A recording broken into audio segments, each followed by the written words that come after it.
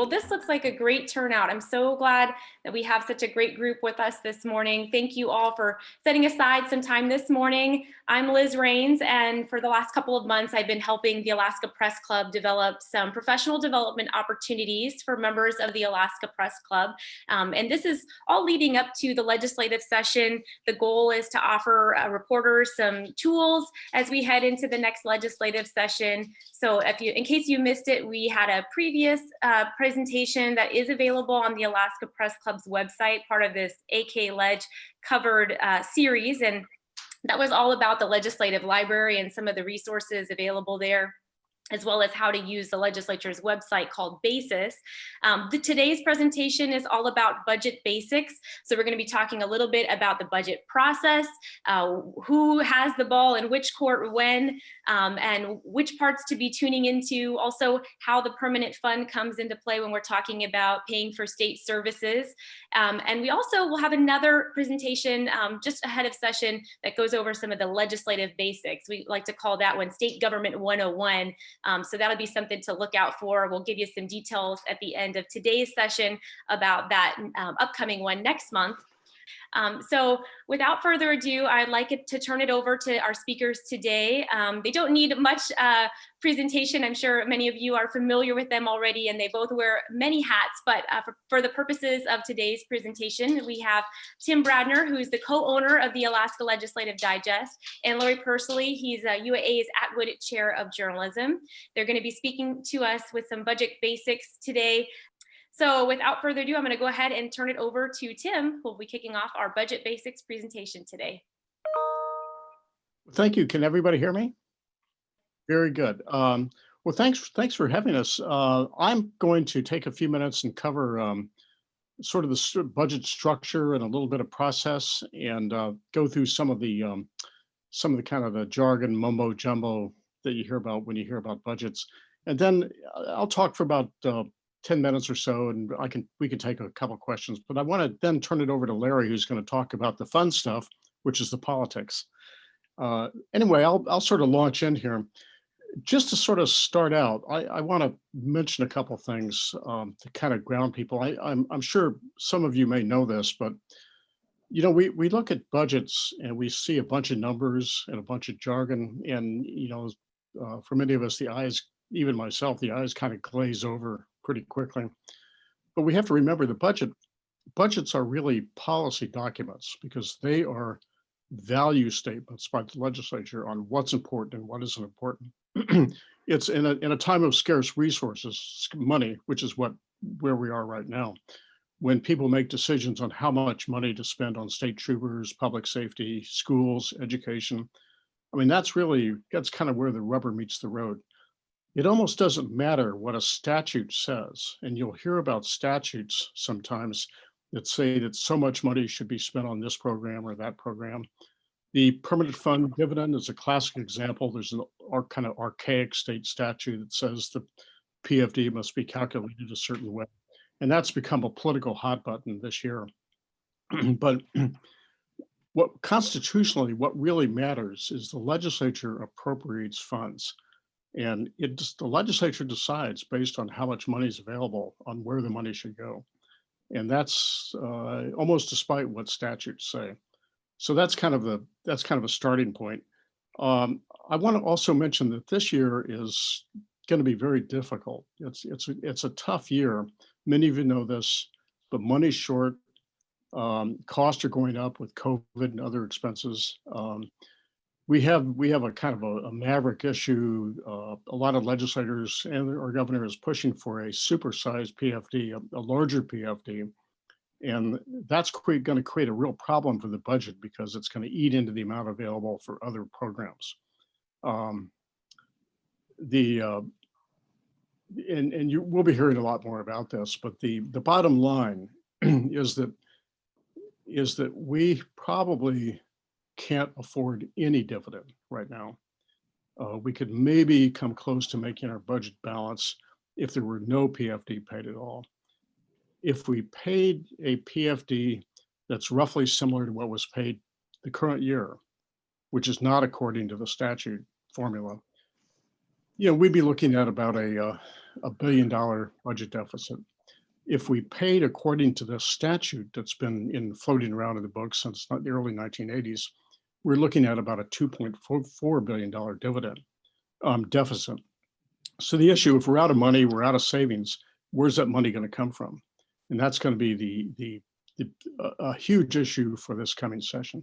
It's going to color all the other budget discussions. So anyway, with that cheerful note, let me get into a few things.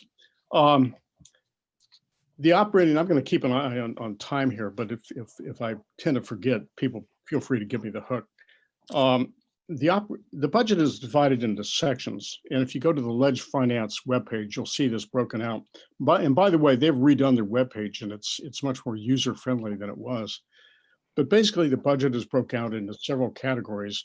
We have what's called the operating budget, which is the traditional state agencies like state troopers, Department of Education, Fish and Game, Natural Resources, and that sort of thing. Operating in the budget, the agencies are all grouped together under the operating budget. And it's quite easy to see them. Then you have another category within the operating budget called statewide items. And if you look at that, it'll be things that don't quite fit into an agency, but things like debt service on bonds that are outstanding, state pension funds.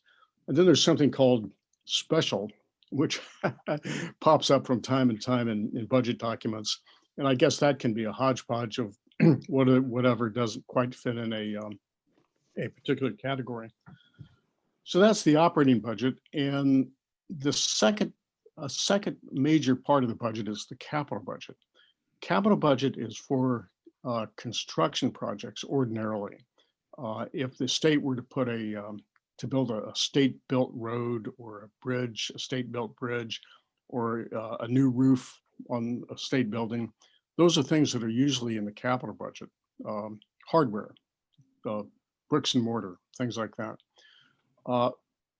There can be other things in the capital budget that are more just one-time special projects, like a special study or the legislature commissions a special report. Example would be a feasibility study for a tourism project on the South Denali State Park. That's a pending item. I think there is something in the capital budget for that from last year. It wasn't funded, but those sort of things show up in the capital budget. Now, we have a real problem with the capital budget in recent years because we haven't really had much of one. And we need to find more money for the capital budget because we need to be doing more maintenance. We've got a serious deferred maintenance problem that's built up because we haven't had much of a capital budget in recent years, just haven't had the money. So accumulated, maintenance issues are built up on state buildings. Yeah, the total is now about $2 billion. Half of that is University of Alaska buildings.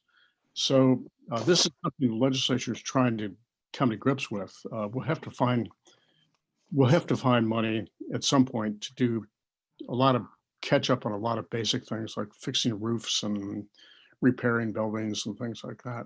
That's an issue that you'll hear about during the session. You also see something in the budget documents, and this is not something that the generally gets a lot of attention in the legislature because it's kind of a pass-through, but you'll see the mental health trust budget.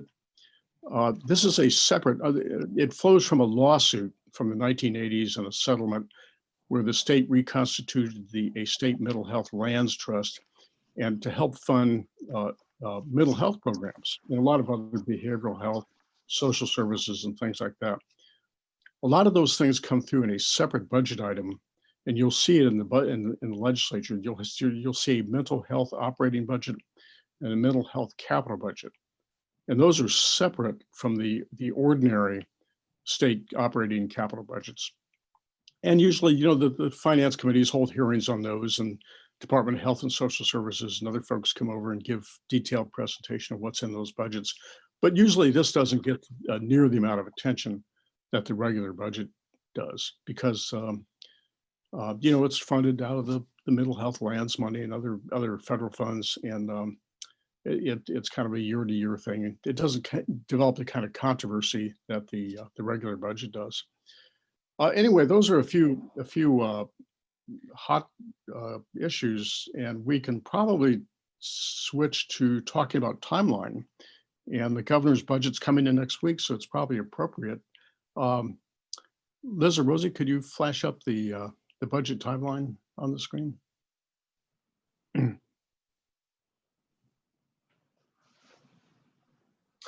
Okay, early December next week, I think next Wednesday, the governor is required to introduce his proposed budget for next year. This is fiscal year 2022.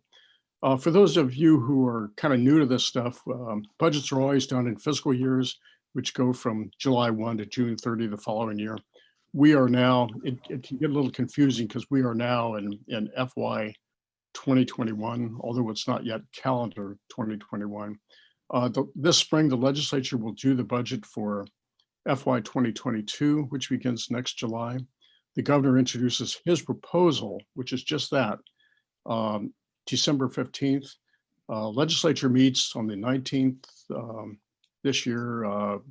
It will, the budget bills the governor's budget will be formally introduced. It'll be assigned to finance committees.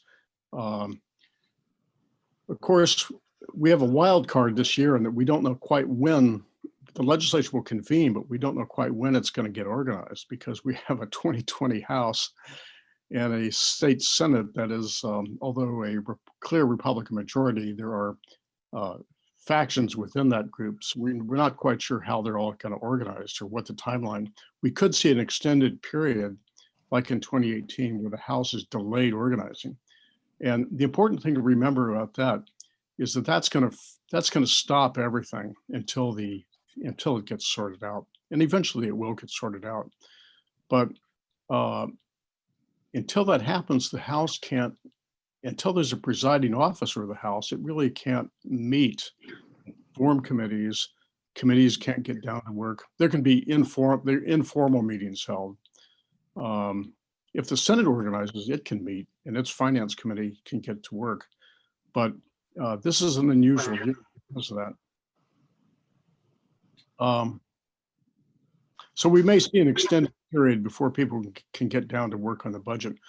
But in a normal year, the budget subcommittees would be formed.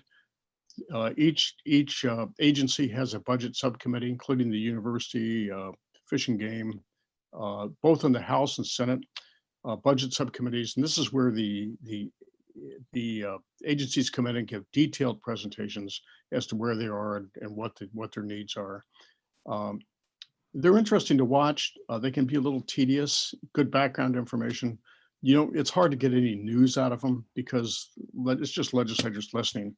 Quite often, if you dig a little, you can get news nuggets out of the presentations that agencies themselves make. So I think if you've got the time, they're useful to watch. But the important thing here is that nothing much happens in the budget until, in a typical year, mid-March, when the House comes to grips with passing and formulating a budget. Subcommittees finish their work, make their recommendations to the full Finance Committee. Full House Finance Committee meets, have public hearings, passes the budget to the Senate. The Senate, meanwhile, is kind of getting organized to do its version of the operating budget. Usually some of their subcommittees would be starting meeting earlier, typically not, because the Senate tends to be a bit more laid back than the House. So the senators usually don't even start working until April. But anyway, April tends to get be very busy because the Senate will conclude its version of the operating budget, pass it back to the House. There'll be what's called a conference committee where the two House and Senate get together and they come up with a compromise, the differences. At the same time, the Senate will by custom, the Senate puts together the capital budget, whatever it is, sends it to the House. Sometimes the House does a version of the capital budget. Often in recent years, because capital budgets have been so minuscule, the House just looks at the Senate passed, negotiates informally with the Senate a few changes and sends it back to the Senate and avoids a conference committee. Just kind of streamlines things. But in a year with a number of items in the capital budget, that can be a little bit hard to do. So at the end of that, you'll come up in early May where you've got House and Senate, you've got a agreed on operating budget and agreed on capital budget. And the last thing traditionally the legislature does is pass the budgets before they adjourn, whatever that is. Statute says 90th day. We haven't seen that in recent years, but typically the budgets are held right to the very end. And that's the last piece of business the legislature does before it adjourns. And then it goes to the governor, and the governor has a period of time to review the bills before he exercises vetoes. So that's the timeline. During that, in a normal year, this is going to be an odd year because at least initially, there aren't going to be many people around the Capitol, legislators, a few staff, some reporters. It's going to be hard to get through to people because everybody, all the public and all the lobbyists are going to be on the phone trying to reach their legislators because they can't physically go to Juneau, at least in the first part of the session, which could make it hard to reach people. It's going to be very important to watch gavel to gavel, try to stay on top of things that way. Anyway, that's kind of the rough timeline. I think I've covered the high points. Any quick questions before Larry talks about what really goes on?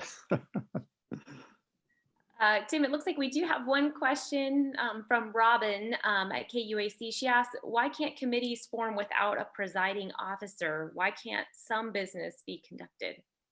Well, you can have informal committees. And last year, during the extended period before the House organized, there actually were some people that just got together and had kind of informal briefing sessions with the agencies. But legally, the House can't convene until it elects a presiding officer and forms committees. So those committees don't exist. There's no committee chairman. There's no legislators appointed to committees. I'm not even sure they can hire staff. So it's a real problem, and it's really going to just slow things down. They could come to agreement fairly quickly, but it just, this year to me, it just looks like it's going to be another repeat of last year's. Does that answer the question? It looks like we have a follow-up from Robin wondering, but is this statutorily required?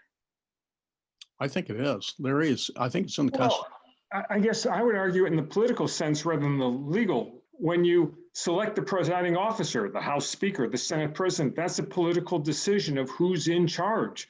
Democrats, Republicans, a coalition. Until you know who's in charge and who's going to become a committee chair, it's part of the organization. Okay, you can be House Speaker, you're in charge, you can be finance, you can be rules, you can be Senate Finance, you can be Resources Committee. It's all wrapped up together. And until each chamber decides who's in charge, you don't know who's on what committee, and you don't know who's chair of what committees or what special committees may exist. So it's a political logjam until that decision's made. You don't know which party's in charge or coalition, and the committee assignments are not handed out. Yeah, but there is a legal basis too, because the presiding officer has to read the bills in and procedurally assign the bills to committees, and there has to be committees officially appointed to receive the bills. So, and it's all part of the same thing. That help? I think so. Robin says, thank you. It seems like this could be overcome. We do have another question that came in. This one is from Sam Stockbridge. She asks, are there any additional steps in the budget process if a state income tax is proposed in the budget? Sam, that's not really a revenue measure is not part of the budget. It would be a separate, it would be a bill that would be passed and approved by the legislature separate from the budget, but the revenues that are to be collected by an income tax would be in a future year. It would take some time to start getting some money in. Larry, you're former revenue, so. Yeah, you first have to pass a bill, House, Senate, signed by the governor, which isn't going to happen, to impose an income tax, appropriate some money to start setting up the system. Even if the legislature approved and the governor signed an income tax this year, you probably wouldn't start collecting any money until 2023. Yeah, and I think the outlook for an income tax with this particular legislature and governor, pretty remote. You might see the gasoline tax pass, came near to passing last time. Um, small potato stuff like that, but I don't see anything on the horizon, that's gonna bring in a lot of revenues. And by the way, if I can mention it, just to touch real quickly on the permanent fund contribution to the budget. A couple of years ago, when we decided finally to start regularly taking a portion of permanent fund earnings and using them for the budget, I mean, that was a big deal, a big step in diversifying our revenues. There's a formula called the percentage of market value that guides how much that is, but the permanent fund now pays for probably 60% of our state budget. Used to be oil used to pay 90%. Oil now pays maybe 25%. Permanent fund pays 60%. And then, the rest is this other taxes people pay. That's amazing that we finally got our act together to do that. And people forget that. That's quite an accomplishment a couple of years ago the legislature made. And but now, we're kind of dependent on two volatile revenue sources. One is the financial markets with the permanent fund, and the other is, of course, oil. So we still need a more stable, diversified set of revenues.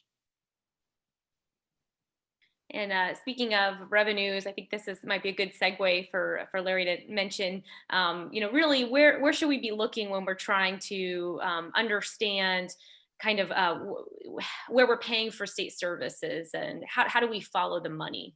Sure. I guess this is where I'll start sounding like a preacher. One question that I've heard since I started covering the legislature in the mid-'80s is, what numbers do you use, right? There's total budget, general fund, unrestricted general fund. It's my argument is, in reporting and in talking to the public, the only number that counts is the general fund. That's the money you can argue over. That's the money they fight over. That's the money they trade over. So the total budget, I don't know, it's 10 billion or something, but a lot of it is federal money that goes to the Department of Labor that can only be spent on Department of Labor programs. It's federal money that goes to the Department of Military and Veterans Affairs and can only be spent on those programs. It's Medicaid money, can only go to Medicaid. So to me, or it's things like students live in the dorm, pay a fee to the dorm, the state takes the fees they collect from the dorms and pays off the mortgage on the dorms. There's no discretion in that. It's not. So to me, the number that matters is the general fund budget that pays for the operation and construction and public services and the dividend. The courts have said the dividend's part of the general fund. That's the only number that matters. And I find that I will call them anti-government types like to promote the 10 billion, the $11 billion number. And they say, oh, per capita, Alaska spends more than anyone in the world. Well, it's federal money that has to go somewhere. So you can report any number you want. I guess I don't care, but I would argue just go with the general fund money that's unrestricted that we fight over every year.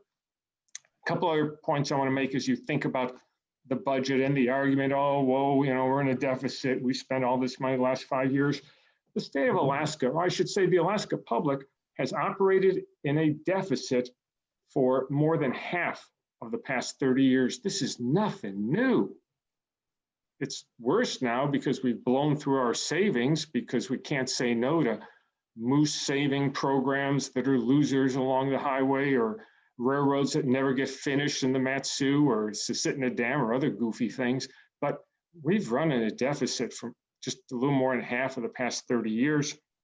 We've always been bailed out from higher oil prices or some settlements on cases, but those IOUs are essentially all collected. So what we have is what we're left with. Tim touched on this, that the budget they'll start working on in January for the fiscal year that starts July 1, even though oil has inched up to the stupendous level of $50 a barrel, which is half what it was not that long ago, but a hell of a lot better than the spring. Even if yesterday's $50 oil holds, all of the next fiscal year. Probably with no dividend, the budget is still in a hole. Maybe not 300 million, maybe it's only $100 million hole, and you could fix a $100 million hole by stealing a little money here, short funding there. But that $50 oil, don't kid yourself, it doesn't really solve the problem. As Tim pointed out, if you have a $1,000 dividend, you're $1 billion in the hole. And if you have the so-called full dividend, which, as Tim pointed out, is a political problem, about half the candidates for legislature this year pledged they want that full dividend, which I think would be like $3,100 or something next year. That puts you $2.5 billion in the hole unless you gut public services, which is certainly an option to some. Or I think the thing to watch this year is the legislature a few years ago said, okay, we're going to start drawing money from the permanent fund to help pay for public services and dividends. And we're going to limit it to 5% of the market value of the fund every year. Some year the fund will earn more than 5%, as it's currently on track for this year. Some year the funds will earn less than 5%. It was about 11 years ago, the permanent fund lost $6 billion in 1 year. But if you take out 5% a year on average, the fund will earn more than that in theory and will continue to grow. It's without question in my mind, the way they're going to balance the budget, regardless of some cuts, and pay any kind of dividend, they will exceed that 5% withdrawal from the permanent fund next year. Overdraw the fund, you could call it, but they're going to have to. There's no other place to get that kind of money. If you overdraw the fund 1 year, the world is not going to come to an end. But it's kind of like if you eat extra chocolate cake one day, you're not going to have weight problems. You begin to tell yourself, well, I could actually eat a chocolate cake every day. What's the difference? You're going to have health problems. So I think the concern among legislators are, we know we're going to have to overdraw the fund this year, exceed the 5%. And we earned a bunch of money this year, so it's okay, we'll live through it. But what about 2023 and 24 and all the subsequent years? If you overdraw that 5% threshold for a number of years, you spend down the earnings, and then you run a real risk that some year you will go to the fund and the money will not be there to pay for public services and dividends. Hey, Larry, can I make a comment to this point? In this regard, this gets into permanent fund structure a little bit, but we're not talking about taking money from the principal of the permanent fund, which is constitutionally protected, but a good part of the permanent fund is actually in the earnings reserve, which is what we can appropriate, and that's what we're taking money to pay the dividend and to make the annual payments. But as Larry said, if we start dipping in every year into the earnings reserve to pay a bigger dividend or to do this or that, in about 8 or 9 years, we're going to run that earnings reserve down to the point where it's. Well, it could be a lot sooner than that. Like I said, in the financial crash 12 years ago, fund lost $6 billion in 1 year. So it depends how much you want to bet on the market and the world economy and investments. But yeah, Tim's right. You can spend the earnings. You cannot touch the principal. So those are points I think people need to keep the budget numbers, the gaps in context, realize when legislators tell you in an interview, I'm going to pay a full dividend, ask them, where the hell are you going to come with the money? And don't take some stupid answer from them that I found it.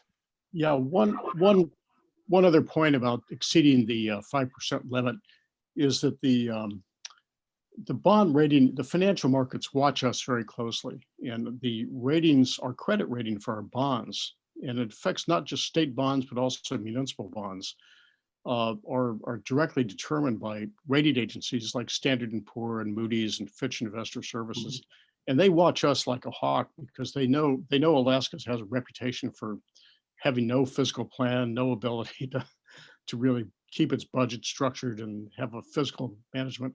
And they applauded when we passed the permanent fund POMV a couple of 3 years ago, and we got an increase in our budget, in our bond ratings. But if we exceed the 5% this year, rating agencies are going to immediately note that, and we're going to get a hit in our bond ratings. That's going to make it difficult for municipalities, more difficult for municipalities to issue bonds.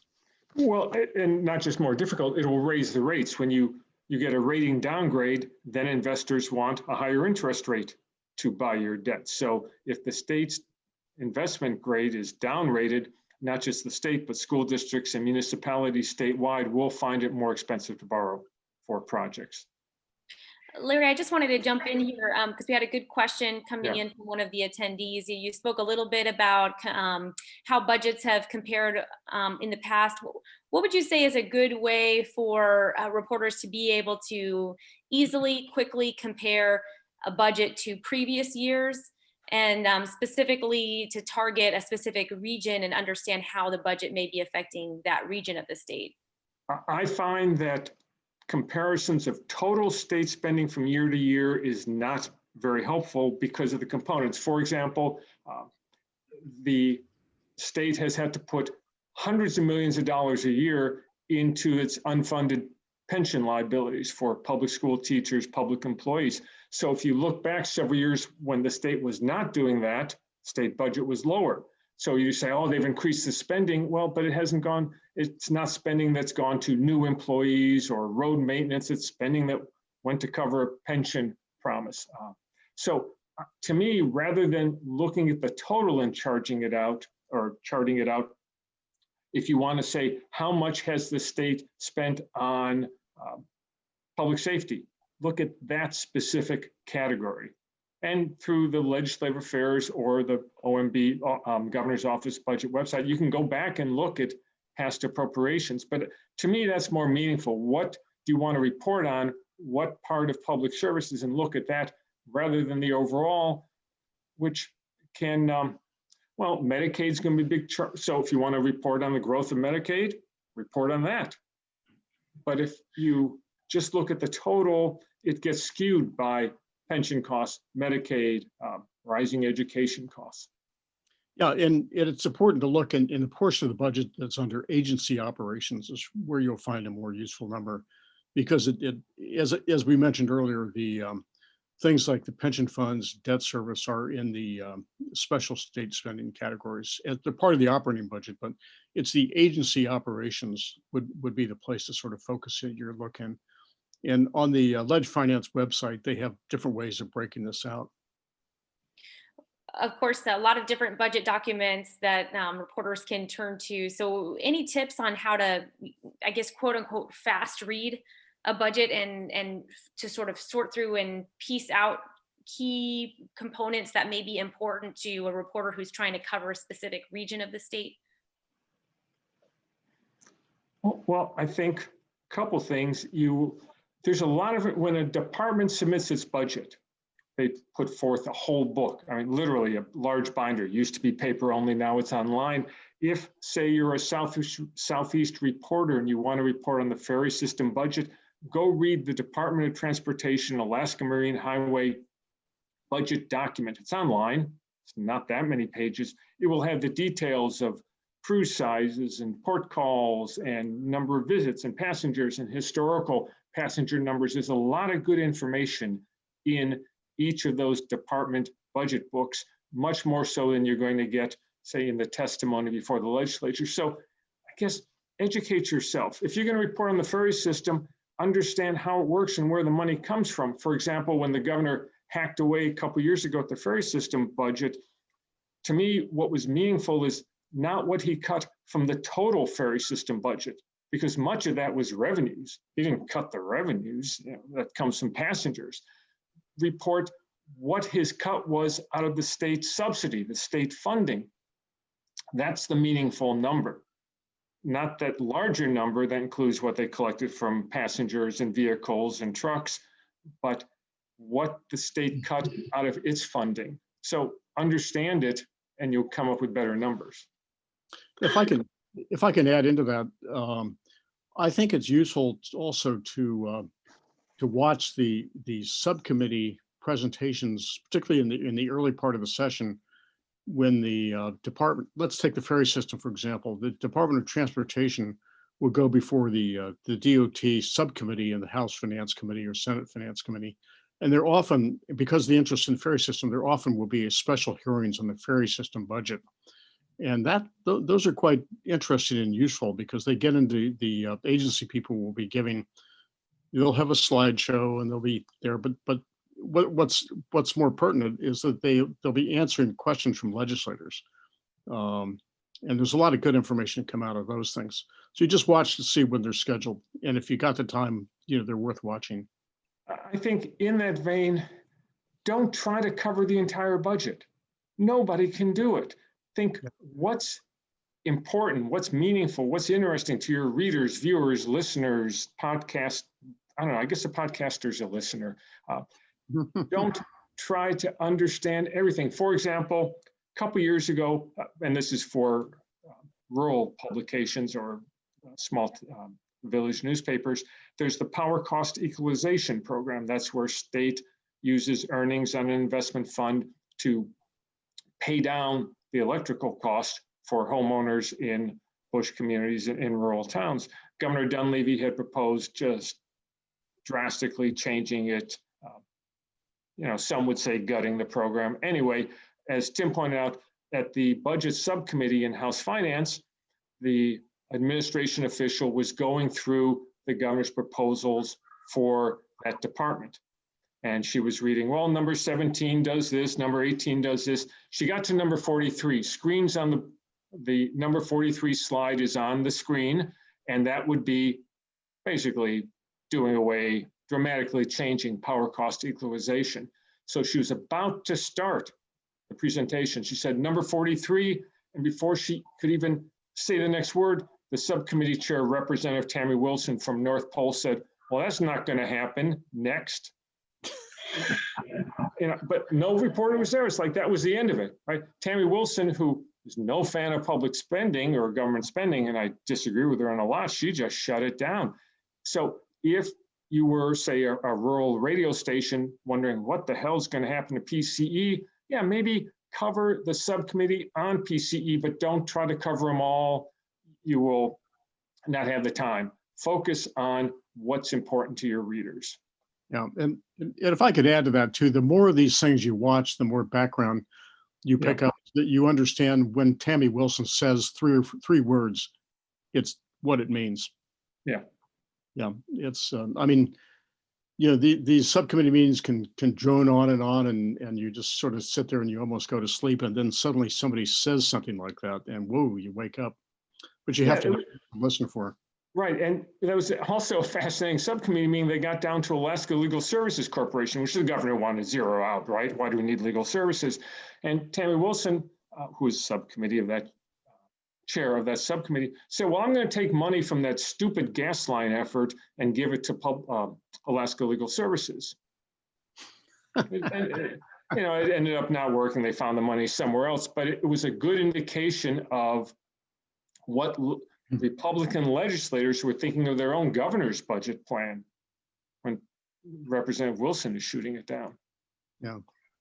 Well, a lot to wade through, of course, and all of the budget discussions. Larry, maybe you could walk us through some of the pitfalls that we should be watching out for, things to avoid. Yeah. And I certainly made the mistake when I started, and I think even more so now, nobody reads a story about numbers. Yeah, there's the group of numbers wonks and staffers and such around the Capitol. But once you get maybe further than 500 feet from the front doors of the Capitol, no one follows the numbers. Just report on what the budget does for people, for the public. For example, last year, the Department of Transportation said, oh, we don't have enough money in the budget. We're going to close the Silvertip maintenance station, which is the one on the Seward Highway that covers Turnagain Pass. Okay, people reported it, kind of shrugged, didn't say anything about the context. That was the maintenance station for 65 miles of the Seward Highway where there's really no cell coverage and it goes through the mountain pass. That context, I think, was missing from a lot of stories. So now they have to send crews in from the north end or the south end to cover that 65-mile stretch to try to keep it open. So explain to people what the numbers mean to them, what the cuts. Ferry system, it means a lot of towns had no ferries for 6 months or 8 months, or this winter, Petersburg, Wrangell get one ferry in January, one ferry in February. That needed to be reported as soon as those numbers were out there. So I guess present the budget in human terms, and when legislators submit their letter to constituents newsletters, honestly, most of the time I'd put them in the trash. They're self-serving, they're misleading, they just don't really tell people what's going on. It's nothing against them as individuals, that's their job, but you're just giving them a free ad. Or when you interview them on the radio and they spout stuff off about the budget, challenge it, which I guess is sort of the equivalent of tossing in the trash. Know what do the history, do your research, like Tim said, know an issue, and then you can ask better questions. And if you don't understand it, study it before you start asking questions. Yeah, and this sort of gets us into sources and where to go for things. But I always would recommend that a good way to, if you don't immediately have the perspective yourself, call the local mayor, call people who are affected by this. I mean, because they'll know what the effect of closing down the maintenance station, turning in passes. And so anyway, if you don't immediately have the context, get on the phone and call people who will have the context. Or call another journalist. I think among the journalist community in Alaska, there are some who know more about fisheries. Yeah. When I was a reporter for the Anchorage Times in the 1980s, I sat next to the Fairbanks Daily News Banner reporter in the press room, and subsistence was a big issue that year. I didn't know anything about subsistence, and I relied on Dan to coach me through it. So look among your colleagues for who knows the history or issues of subsistence or oil and gas or ferry system or power cost equalization or Medicaid is another one. It's okay to lean on your colleagues sometimes, then we all do a better job. Great advice there, love that. We are approaching about 10 minutes to the end of our presentation, so we want to open it up for questions. Please, if you have a question for either Tim or Larry, please post it in the chat, or you can also send it to us through the Q&A feature of the Zoom presentation here. But we've covered a lot of information. Hopefully it was useful to you. We did speak a little bit about some of those resources that are available, spreadsheets that are available through the Legislative Finance Division. And Tim and Larry, those will be coming out about the same time as the governor's proposal, correct? We'll see a kind of, Leg Finance will put out a side-by-side comparison with previous year's budgets. Mm-hmm. Liz, it will take them a little time to do it. They'll probably wait till the session starts before that, but right away, OMB, Office of Managed Budget, will have spreadsheets and a lot of information on their website about the governor's budget. OMB, by the way, are the number crunchers for the governor, and they track these fiscal issues in the executive branch. Yes, and we have a link to their website as well in our presentation, and we'll be making that available on the Alaska Press Club website for everyone. Besides the spreadsheets, they also have a really handy glossary of budget terms that I personally have found to be very useful. Yeah. So there are some really great resources there as well. So it sounds like that's something to watch out for here in the next week, not only the governor's budget proposal, but some of those spreadsheets that will be made available on the Office of Management and Budget's websites. That would you both recommend reporters kind of start to study that ahead of the session? Yes, I would, and also the Leg Finance website. And by the way, we forgot to mention, but in the next few days before December 15th, the Department of Revenue's annual revenue forecast is coming out, and that provides the foundation for the governor's budget. That's another document to watch for. It's just revenues, just what the estimate for revenues for the next year is. Yeah, I'm so glad that you mentioned that. Of course, that breaks down the amount of money that's expected to be brought in from the earnings reserve using that formula, Mhm. and the percentage of market value formula, as well as oil revenues and non-oil revenues. So that is, I found that to be quite interesting as well. Yeah, and it's also interesting to see, other than permanent fund earnings and oil revenue, where does the state of Alaska make its money?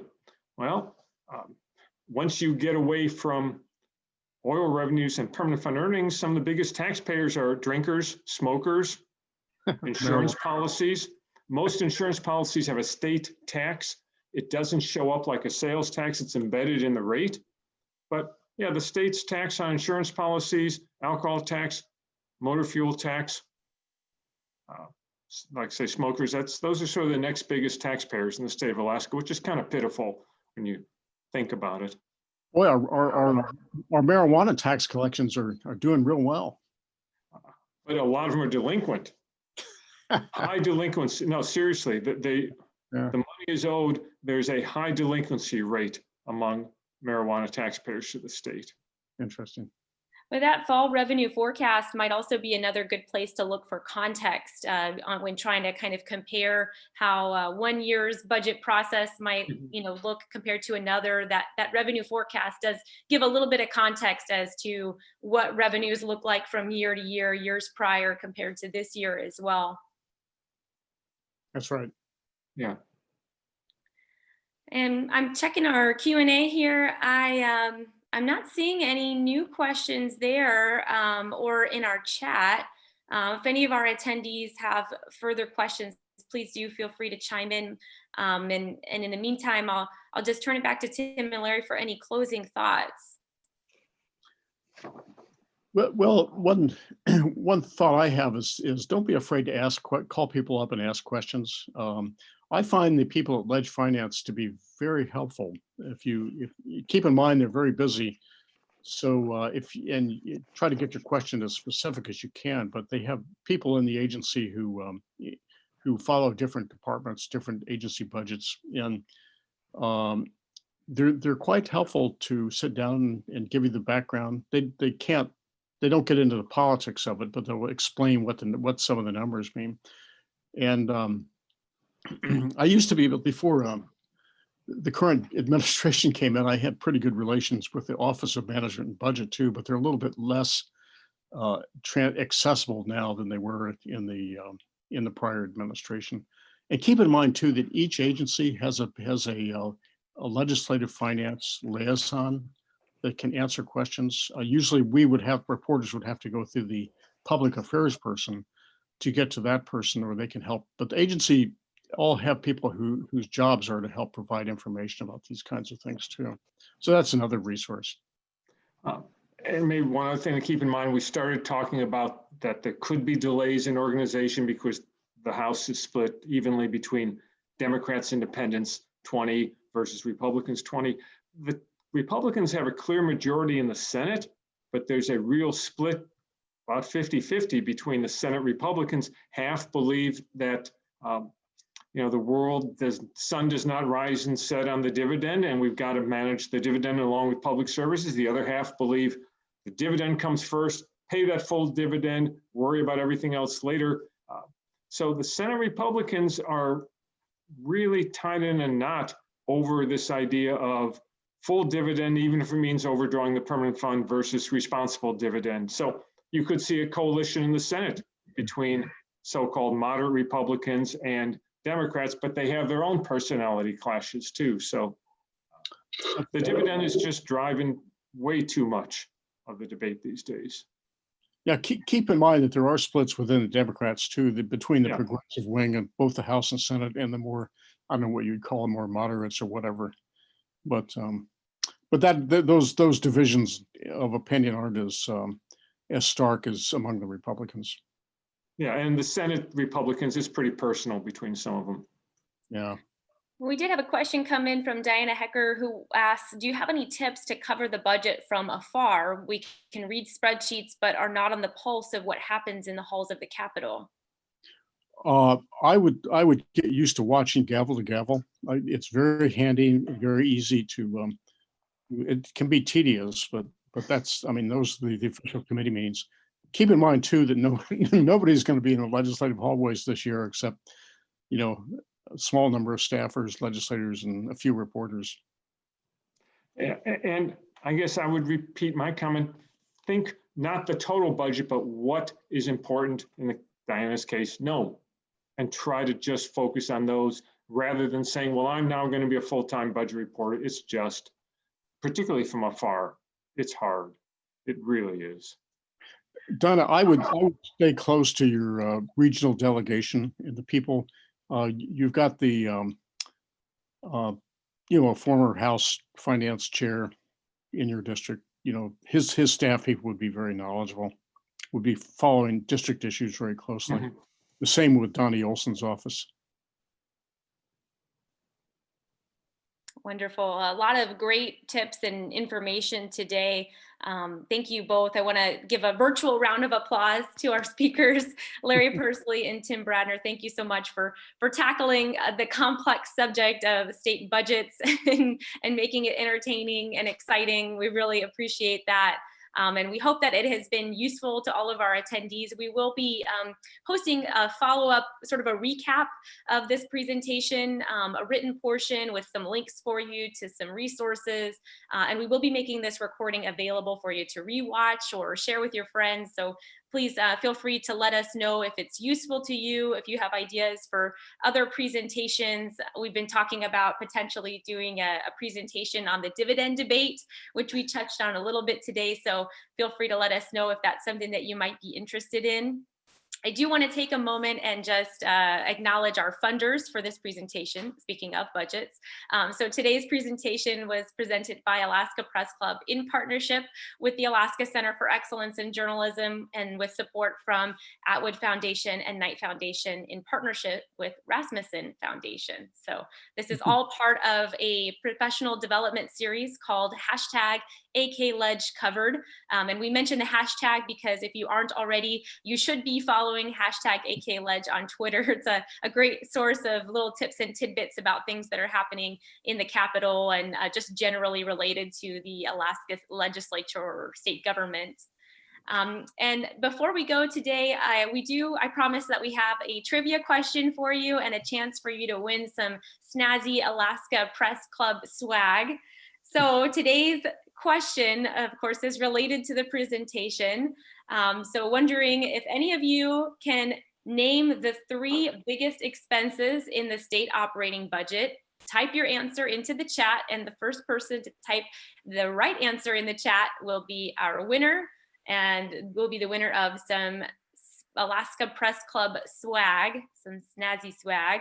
So again, the question is, name the 3 biggest expenses in the state operating budget. And as a hint, you can think generally here. You can think about, you know, generally speaking, either programs or departments.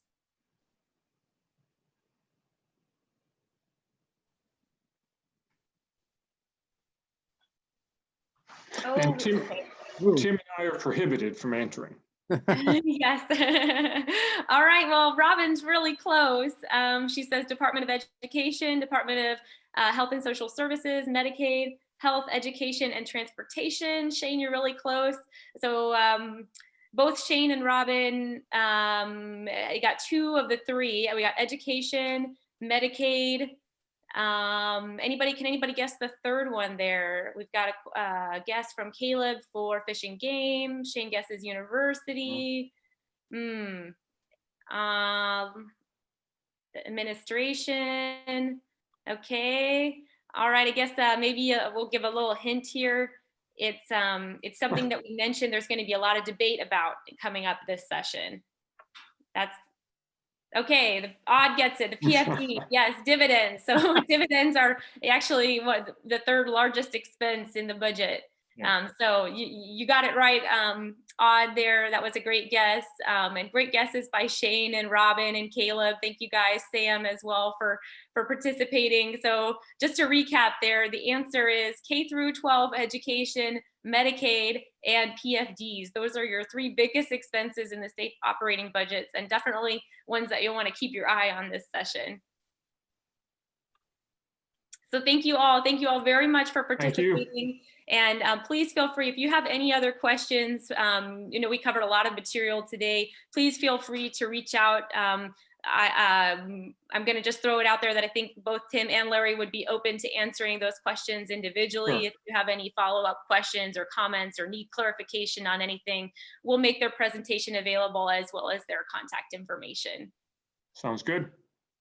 Thank you all so much for joining us Thanks. this morning. We really appreciate you giving up an hour of your time on deadline.